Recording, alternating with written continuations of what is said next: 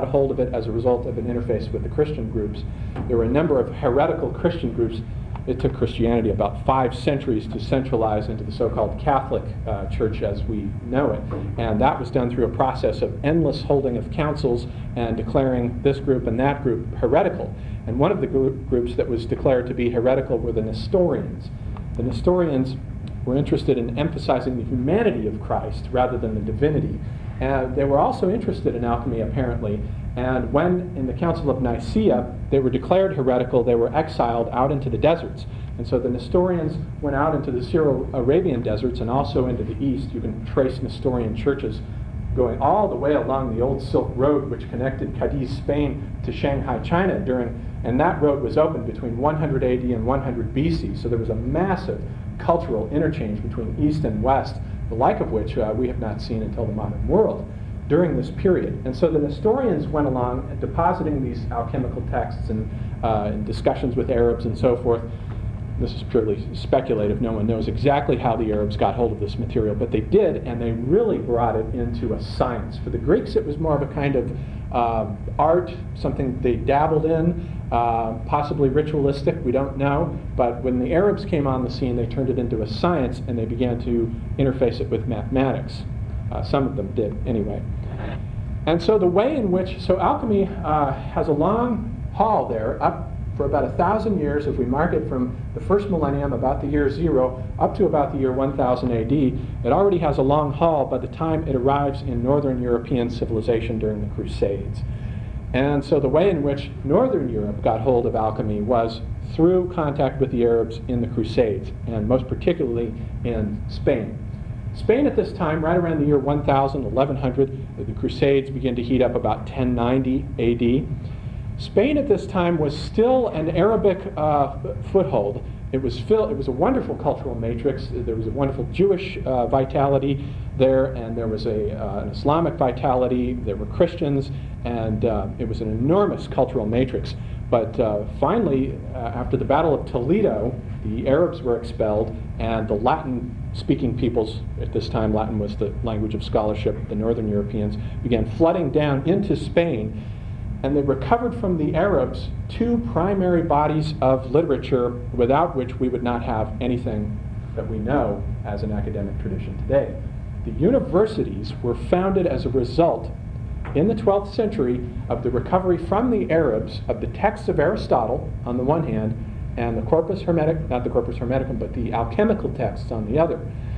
So the first translations of alchemical texts were made in the 12th century. By Latin and Jewish scholars. And the universities, the first universities in the world, at least the first universities since the period of the great academic tradition of the Greeks anyway, emerged as a result of the discovery of Aristotle. And the whole alchemical vision of the universe depends on the Aristotelian ontology. When that vanishes in the 17th century, alchemy goes down along with it. And so in the 12th century, the universities were created as a kind of institution for studying the works of Aristotle, because Aristotle's mind was so interdisciplinary and enormous that he had said something about every discipline you can think of. Mineralogy, everything from mineralogy to astronomy to botany, zoology, mathematics, all this rich, and it was all a manifestation of a single mind and a single intelligence, and that appealed very much to the monks, the Christian monks who at this time were picking up these texts and beginning to turn them into a university system. So the universities emerged out of the study of these texts, and alchemy was in there along with it. And the scholastics, particularly Roger Bacon, and some believe St. Thomas Aquinas was also interested in alchemy, began to pick it up and flirt with it, and it took it a while to get going, but once it did, it really laid the foundation for a lot of Western science, and in particular chemistry. Chemistry emerged out of alchemy in the 17th century. We would not have had chemistry without alchemy at all. Now, the 17th century is famous for the great period of the paradigm shift. It's the period of the scientific revolution. And the The thing that dealt the hammer blow to alchemy during the 17th century was really the recovery of the materialist tradition that extended back through Lucretius amongst the Romans, and particularly the discovery of his work on the nature of things, De Rerum Natura. And back behind that, of course, you had Epicurus and Democritus. And this Greek tradition was totally opposed to Aristotle's view of the universe because they had an atomistic theory. And Aristotle rejected the theory of atoms. The theory of atoms was basically that the universe had swirled itself into being as a result of the jostlings of these various particles amongst each other, and whether the force was chance or necessity or a kind of idea of destiny really didn't matter. It still amounted to basically a materialistic vision. And when that began to creep into the Western imagination at this time, the 17th century, people began to lose interest in Aristotle. Aristotle's vision, as we'll see in a moment, was based on the theory of the four elements. Everything in the universe, everything that was on the, I should say, the earthly plane, was made up of various juxtapositions of the four elements. There was no room for a theory of atoms in that theory. And alchemy grew up out of the soil of that Aristotelian theory, and the materialistic theory of atoms was totally opposed to it. So when the materialistic vision began coming in the 17th century, and you get scholars like Bacon and Hobbes and Newton who become, there's some of them, Newton was still fascinated with alchemy, but they have committed themselves to the vision of an atomistic ontology because it was consistent with the mechanistic vision of a force, of a universe ruled not by living beings or a world soul, but by mechanistic forces that could be mapped and charted mathematically. Particularly when the calculus came in there, that was really the end of the Hermetic tradition with its vision of a universal world soul and its theory of correspondences between the earthly plane and the heavenly plane. The vision that is common to all of these traditions, the Hermetic tradition, alchemy and astrology and so forth, is that the universe is a single living organism. And everything that happens on the earth is a reflection of what is going on in the heavens. And so alchemy was thought to be the lower astronomy. It was thought to be the earthly mirror of what was happening in the heavens. As above, so below. Or in the words of Plato, time is in the moving image of eternity.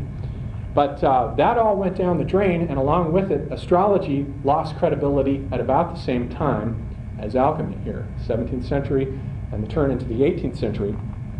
But now what happened to alchemy was, on the one hand, it entered into the stream of science as chemistry.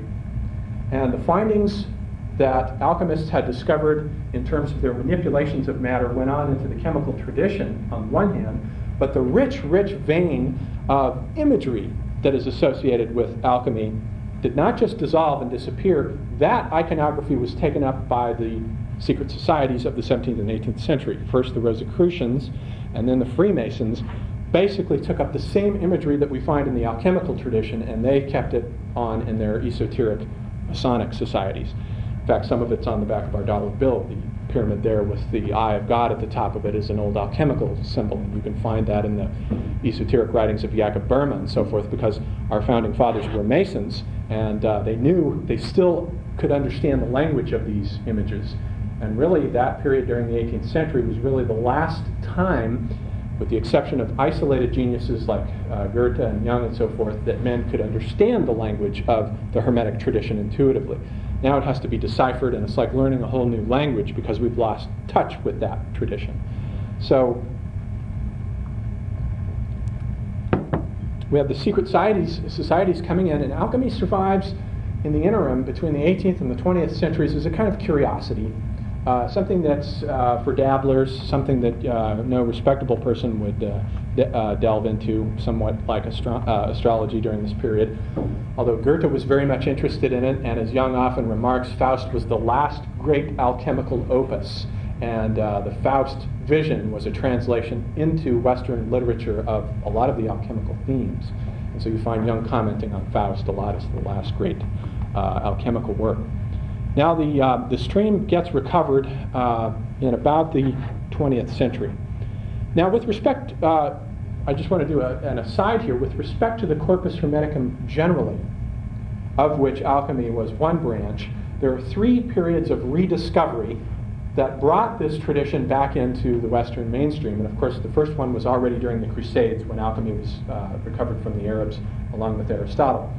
But the second one, and we'll hear more of this in connection with James Hillman later on, was during the 15th century, during the late 1400s, when the Arabs began flooding into Constantinople. The Byzantine world had existed for centuries, since something like the 6th or 7th century, as its own brand of Christianity.